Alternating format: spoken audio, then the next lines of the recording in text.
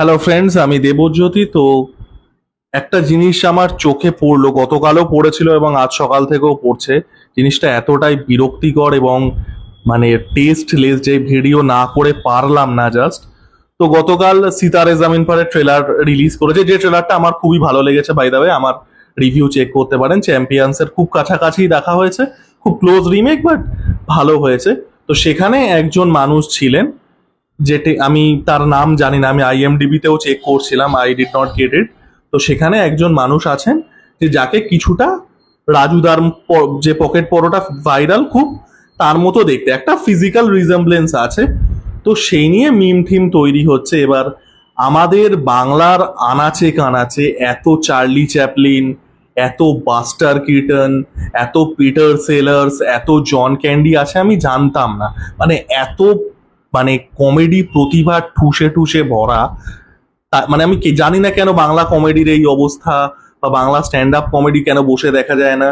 এই এত কমেডি থাকতে, এত কমেডি প্রতিভা থাকতে, তো আমাদের এইসব গরিবের চার্লি চ্যাপলিন, গরিবের বাস্টার কিটানরা হচ্ছে এটা নিয়ে মিম বানাচ্ছে। রাজুদার পকেট পরোটা এবং এই যে মানুষটা সিতারে জামিন পারের ট্রেলারে যাকে দেখতে পেলাম, প্রথমত this is the worst form of punch down comedy. যদি এটাকে কমেডি বলা যায়ও, যদি আমি তর্কের খাতিরে ধরে নিই যেটা কমেডি, এটা কমেডি নয়ও, this is the worst form of most disrespectful, সব থেকে বিকৃত পাঞ্চ ডাউন কমেডি।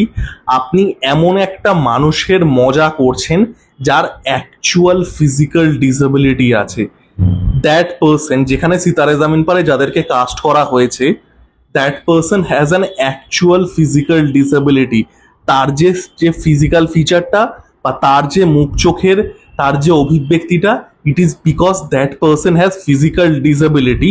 এবং আরও একটা মানুষকে তুলনা করছেন যার অ্যাকচুয়ালিতে একটা মানে তার সার্টেন যে ওয়েতে সে দেখতে লাগে বা সে যেভাবে কথা বলে, সেটা তার সোশিও ইকোনমিক কারণের জন্য।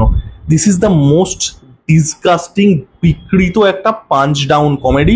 দেখুন, আই অ্যাম নো সেন্ট, আর না আমি কোনো পেটোয়া মরাল হাই গ্রাউন্ড নিতে এসছি যে এগুলো উচিত না অ্যান্ড অল দ্যাট। আমি বাংলাদেশিদের প্রচন্ড পরিমাণে বুলি করি, but that is not a punch down thing. আমি পাঞ্চ ডাউন করছি না। তারা ইন্ডিয়ার এগেনস্টে খারাপ কথা বলে, আমি এদের বাপে শ্রাদ্ধ করে দিই। This is different. আপনি কি করে একটা ডিসেবলড পার্সনকে এইভাবে মজা করতে পারেন? এগুলো কোনো মিমের, এগুলো কোনো মিম বানানোর জিনিস? প্রথমত, এই যে মানুষটা, এই মানুষটা সম্পর্কে আমি খুব একটা জানি না। সিতারে জামিন পারে যাকে দেখতে পেয়েছি, that person has actual disability. তার যে চেহারাটা বা তার যে লুকটা, ইটস সেটা সমস্যার কারণে। আর আপনি কার সাথে তুলনা করছেন? রাজুদা। এবার আমি এটা নিয়ে আমি কয়েক মাস আগে একটা ভিডিও করেছিলাম, যেখানে ওই রাজুদা যখন একটা কথা এলো না যে রাজুদা বাংলা ওয়েব সিরিজে ডেবিউ করছে অ্যান্ড অল দ্যাট, তো আমি ভিডিও করেছিলাম। আমি রাজুদাকে, এই যে রাজুদা এত ফেমাস, এত ভাইরাল হয়ে গেছে, আমি রাজুদাকে 1% দোষ দিই না। 1% দোষ দিই না যে রাজুদা ফেমাস হয়েছে। আপনারা এই যে ডিজিটাল ট্রেন্ড অবসেসড জম্বি, এই যে সোশ্যাল ইকোসিস্টেম তৈরি করেছেন, এর জন্য এই মানুষটা ফেমাস হয়। রাজুদার কোনো দোষ নেই। রাজুদা যে ফেমাস হয়েছে, এতে রাজুদার কোনো দোষ নেই।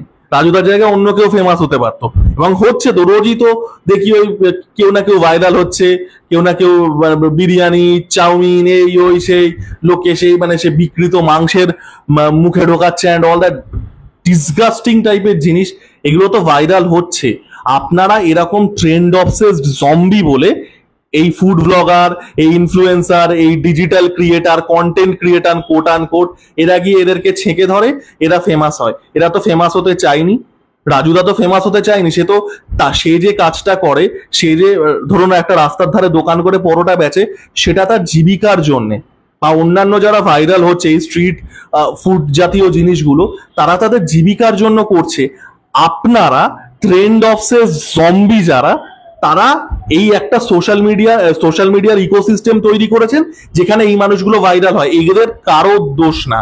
আজকে রাজুদাকে আপনারা, ওই একটা ক্লাস ডিফারেন্সের ব্যাপার আছে যে এই মানুষগুলোকে ট্রোল করা যায়। এই মানুষগুলোকে ট্রোল করা যায় কারণ কি, এরা নন প্রিভিলেজ ব্যাকগ্রাউন্ড থেকে আসে। এটা আমি যখন ভিডিও বানিয়েছিলাম রাজুদাকে নিয়ে, তখনও বলেছিলাম যে রাজুদা যখন মানে সিনেমাতে আসবে আর কি কথা হয়েছিল, কিছু লোক হ্যাজ নামিয়েছিল, তাদের লাস্ট 4টে সিনেমা বসে দেখা যায় না, বা লাস্ট যে 2টো বই তারা লিখেছিল সেগুলো টয়লেট পেপার বানানোর মতো, কিন্তু দে কাম ফ্রম দ্য প্রিভিলেজ। রাজুদা ভালো করে কথা বলতে পারে না, রাজুদা ভাঙা ভাঙা ইংলিশ বলে, এই মানুষটাকে ট্রোল করা যায়। রাজুদার বিশ্বাস করুন 1%ও দোষ নেই যে রাজুদা এত ফেমাস হয়েছে। আপনারা এইরকম trend of say zombie culture তৈরি করেছেন, তাই জন্য এই মানুষটা ফেমাস হচ্ছে।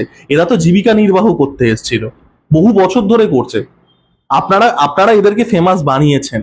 আর যদি লুকসের কথা বলি, রাজুদার যে ফিজিক্যাল ফিচারটা আছে, যে ফিজিক্যাল প্রোফাইলটা, বা এই যে সিতারে জামিন পরে যে মানুষটাকে আমরা দেখলাম তার যে ফিজিক্যাল প্রোফাইলটা আছে, এই প্রোফাইলটা আপনারা বলুন কতজনের দেখেছেন।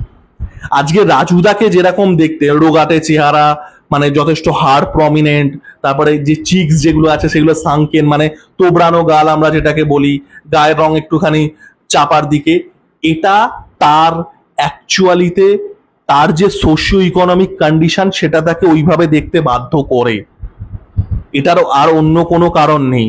তার সোশিও ইকোনমিক কন্ডিশন থেকে তার খাদ্যাভ্যাস তৈরি হয়, তার কায়িক পরিশ্রমের তো একটা ব্যাপার অবশ্যই আছে, সে কিভাবে লাইফ লিড করে, তাই জন্য তাকে সার্টেন ওয়েতে দেখতে হয়।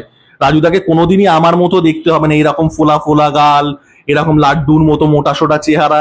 আমি ওয়ার্ক ফ্রম হোম করি বাড়িতে শুয়ে শুয়ে, এই চেহারাটা হবে না। সোশিও ইকোনমিক্সটা বুঝুন যে এই মানুষটাকে এরকম রাজুদার মতো কটা, মানে রাজুদার যে ফিজিক্যাল ফিচার যেটা বললাম, ওই তোবড়ানো গাল, রোগা হাড় সর্বস্ব চেহারা অ্যান্ড অল দ্যাট, আপনারা কটা মানুষকে দেখেন, একটা সার্টেন সেকশন অফ সোসাইটির মানুষকে দেখবেন যে যারা কায়িক পরিশ্রম করেন, যে যে মানুষগুলো কায়িক পরিশ্রম, তারা তার সেটা রিক্সা পুলার হতে পারে, সেটা ভ্যান পুলার হতে পারে, যে কোনো রকম কায়িক পরিশ্রমের, তাদের দেখবেন খুব সিমিলার ফিচার হয়। তার কারণ হচ্ছে তাদের যে সোশিও ইকোনমিক কন্ডিশনটা, তাদের খাদ্যাভ্যাস, তাদের লাইফস্টাইল, তাদের কায়িক পরিশ্রম তাদেরকে সেই ওয়েতে দেখতে বাধ্য করে। আপনারা দুটো মানুষকে ট্রোল করছেন, একটা মানুষের যাদের অ্যাকচুয়ালিতে ফিজিক্যালি ডিসেবলড, আর আরেকটা মানুষের যার সোশিও ইকোনমিক কন্ডিশন তাকে সেইভাবে দেখতে বাধ্য করে, অ্যান্ড হি হ্যাজ, মানে তার কিচ্ছু করার নেই যে আপনারা তাকে ফেমাস করেছেন। আপনারা ট্রেন্ড অফ সেট জম্বি বলে এই মানুষগুলো ফেমাস হয়। কি রকমের বিকৃত জিনিসপত্র এগুলো, এগুলো এগুলো নিয়ে কোনো মিম করার জিনিস। এবং আবারও বলছি, আই এম নো সেন্ট, আমি প্রচুর লোককে বুলি করেছি, but that was not punching down. সে তারা কিছু উল্টোপাল্টা করেছে, I roasted the shit out of them. এটা কি সেটা? আপনি দুটো মানুষকে, একটা মানুষকে যার ডিসেবলড আছে, যেটা তো মানে মানে লাইক বিকৃত জিনিস ভাই এগুলো। এগুলো নিয়ে মানে এত কাল থেকে দেখে যাচ্ছি, আজ সকালবেলা উঠে দেখছি মিম তৈরি হচ্ছে, এই হচ্ছে ওই হচ্ছে, ওই মানুষটাকে রাজুদাকে নিয়ে, মানে হোয়াট কাইন্ড অফ লাইক, এগুলোকে তো আমি কমেডি মনেও করি না, মিম মনেও করি না, ইটস জাস্ট মানে বিকৃত। মানে আমাদের সোসাইটিতে এইরকম, মানে এই যে সোসাইটির অবস্থা কি, এই জিনিসগুলো দেখলে বোঝা যায় এই বিকৃত জিনিসগুলোর চাষ হচ্ছে, মানে সো ডিসগাস্টিং, ডিসগাস্টিং। আর আপনারা এগুলো করতে পারছেন কারণ এই দুটো মানুষ নন প্রিভিলেজ ব্যাকগ্রাউন্ড থেকে আসে। আমাকে পেটোয়া কমিউনিস্টের মতো শোনাতে পারে, যেহেতু আমি ক্লাসের কথা বলছি and all that, trust me আমি কমিউনিস্ট নই, ট্রাস্ট মি আমি নই। বাট মানে জঘন্য জঘন্য, মানে এত বিরক্ত লাগলো আমার, এত জিনিসটা এত বিরক্তিকর এবং বিকৃত, ভিডিও না বানিয়ে থাকতে পারলাম না আমি। তো যাই হোক, এরপর থেকে শেয়ার করার আগে মানুষগুলো অ্যাকচুয়ালি ডিসেবলড, মানুষগুলো সোশিও ইকোনমিক কন্ডিশন কি, এবং সেই জায়গায় অন্য কোনো ব্যাকগ্রাউন্ডের মানুষ থাকলে আপনারা আদেও ট্রোল করার মতো আপনাদের ধক হতো কিনা সেটা ভেবে দেখবেন।